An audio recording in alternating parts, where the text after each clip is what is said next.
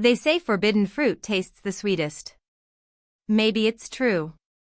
Or maybe it's just the lie we tell ourselves when we're standing too close to a line we swore we'd never cross.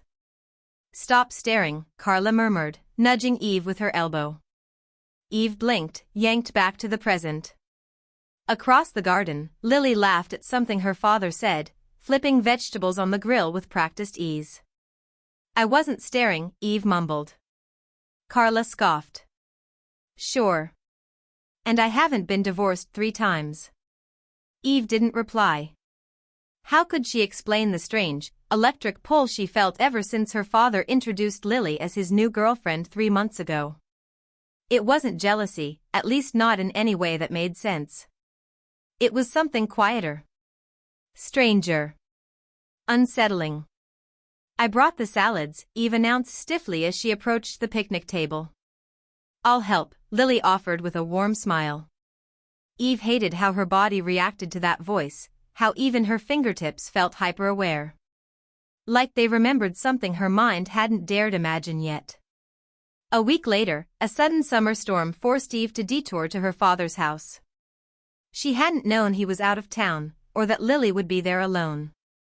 You're soaked, Lily said, concern softening her features. I have some dry clothes upstairs. In the small guest room, Eve changed quickly. When she came back down, Lily was in the kitchen, pouring tea, barefoot and serene like this was her home now. Why have we never really talked? Lily asked suddenly. Eve paused. About what? Anything. You. Why you act like the air gets thinner whenever I walk into a room. Eve flushed. I don't. You don't look me in the eyes for more than 2 seconds, Lily said gently. This time, Eve held her gaze, and didn't let go. The air between them thickened, charged with something unspoken. My dad told me about your divorce, Lily said, her voice softer now. He said you don't believe in relationships anymore. He talks too much. And you talk too little.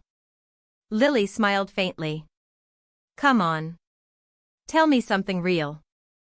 A dream. A want. Even an impossible one. Eve hesitated. Then, impossible things. Impossible is just another word for terrifying, Lily replied, studying her face. What about you? What are you looking for? Eve swallowed. Sometimes, what we want and what we're supposed to want are 2 very different things. That silence again, tense, magnetic. They stepped closer. Neither of them breathed. Maybe we should stop here, Eve whispered, even as her body refused to move. Maybe, Lily said, closing the distance anyway. But I don't want to. And then she kissed her. It was soft. Then fierce. Then overwhelming. Eve felt something deep and hidden rise up in her like a tide breaking past every wall she'd built. Time blurred. Fingers, lips, heat, months of tension unraveling in a single moment. Until Eve abruptly pulled back. We can't, she gasped.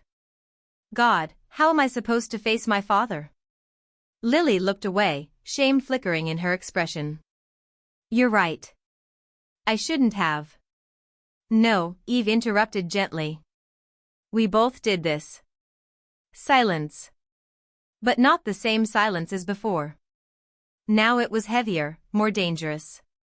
Maybe I should go, Eve said finally. Lily nodded. Maybe you should. Eve walked out into the quiet night, the storm long gone. As she drove away, the memory of Lily's kiss lingered like the aftertaste of something she was never meant to taste. Sweet. Intoxicating. And utterly unforgettable. She knew nothing could ever be the same again.